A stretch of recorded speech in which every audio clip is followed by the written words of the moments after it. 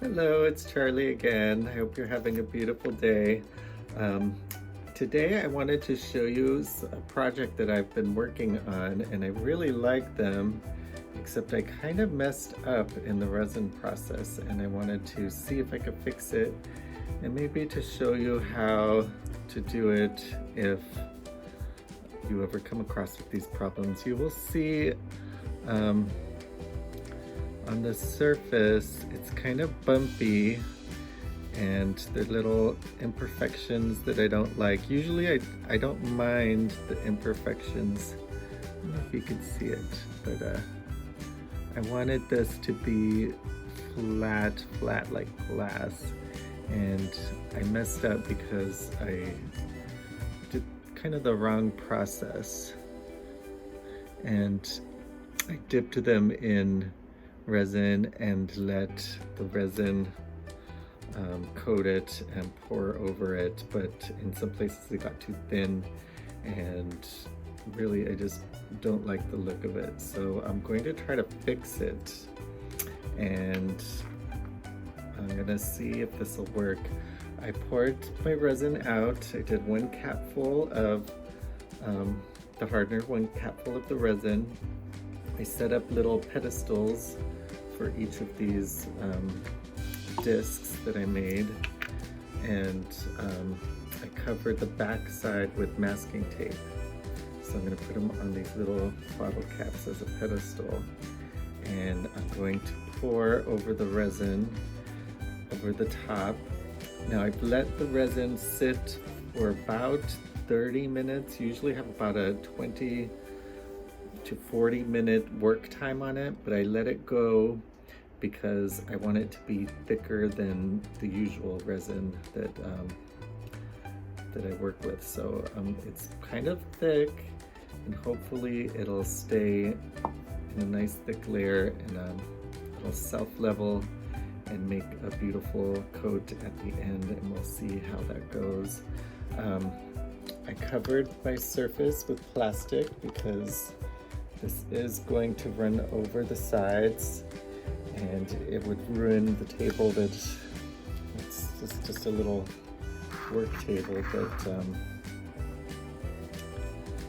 anyway, if you're working on a nice table, you'll definitely ruin the table. So let me show you. Let's see if it works. And this is going to be an earring eventually, so the other side has to look nice as well.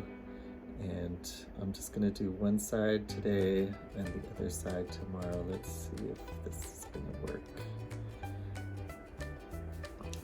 Okay. I'm just gonna help the resin get to the edge as far as it can go. And I do expect it to run over the other side, but I don't want it to run over too much. Okay, so there's one. I don't know if you could tell how thick it is. It's very thick.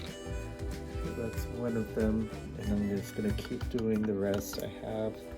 I made about a dozen of these, but I don't want to work on all of them because if this process doesn't work, I don't want to. Hello.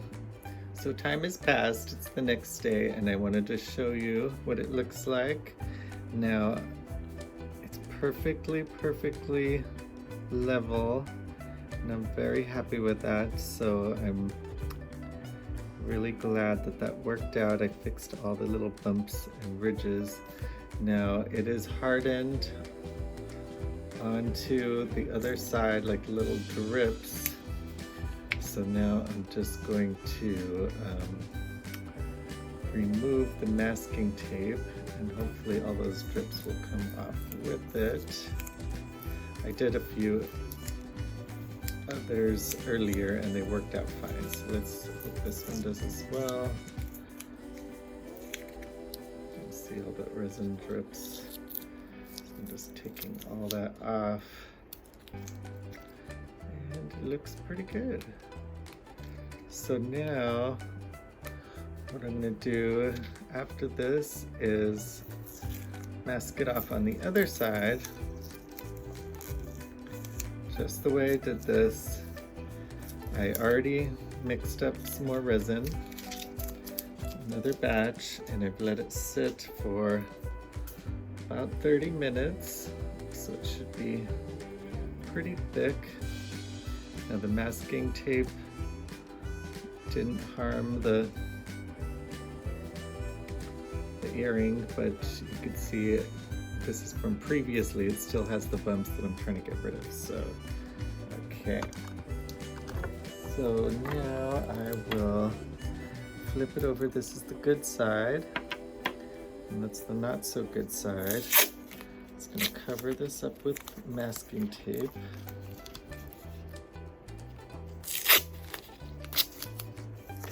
And I just wanted to show you this because it's very daunting to work with resin when you make a little mistake. You kind of feel like there's nothing that can be done and you wasted all that time, but sometimes you can fix it.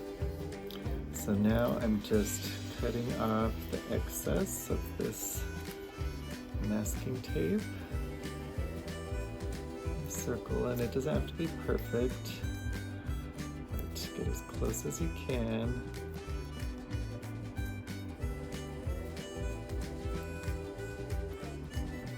There's something very cool about resin as well is if you get it scratched at all and then you're worried about the look of it, just a layer of resin will fill in the cracks and make it look completely smooth again. If there was a really big bump that I wanted to get rid of, you could even sand it with some fine sandpaper. You'll see it'll be like really rough, but when you put the resin over it again the second time, it will be.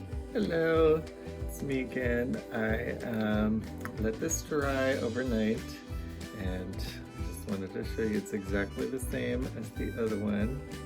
Has some drips on the bottom, but I'm going to take it off with the masking tape.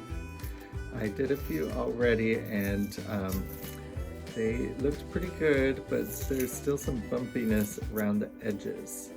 So I don't want that to be part of the finished design because it's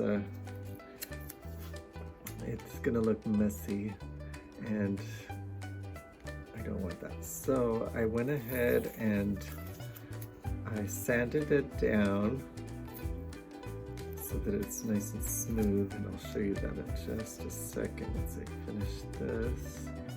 I want you to see how it made a little bit of a bumpiness to the sides. So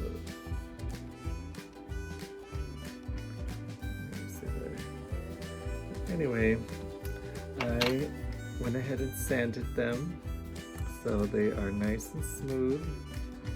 You'll see it's a little bit dull where I sanded it on the side, and that's fine because all you really need to do is use a little bit more resin. It'll fill in all the little scrapes from your sandpaper, and I just used regular sandpaper. Oops, cat hair. Regular sandpaper. It's not fine grit or anything like that, but I just went around and around while I was watching TV, just like that, not too hard, until I was satisfied with how unbumpy it was. Now I'm going to clean it off a little more. When you're cleaning resin, don't use harsh chemicals. I just use hot water. So just clean off as much of that as possible with some hot water. Now I have a brand new sponge. I cut it into little pieces, and I'm going to use this to very carefully go around the edge. I want it to be a very consistent and clean look. So I'm going to go around very gently, and you'll see where it looked rough before, it'll be nice and glimmery again. See, that's... Hello, I'm back and I'm pretty much done with my project. Everything's dry. It is very, very smooth. I'm happy with the shape. It looks really good. So anyway, I wanted to show you, I put a little hole in this one, and in another one I already added a jump ring and a little hook to make an earring, and I'm really happy with this project because it was looking bad for a while and now it looks good. So just as a recap, the major thing from this whole video is to show you that you can recover from a project if it goes south, but mainly don't rush a project by doing too big of a batch or anything. That's what I've learned from this. I could have avoided this whole process if I was just a little slower and more patient in the first place. But you can fix it, and you don't have to throw everything away and start all over again. It worked really, really well. Don't be afraid of a little sandpaper. It can be fixed afterwards with a little polish at the end. It's not hard.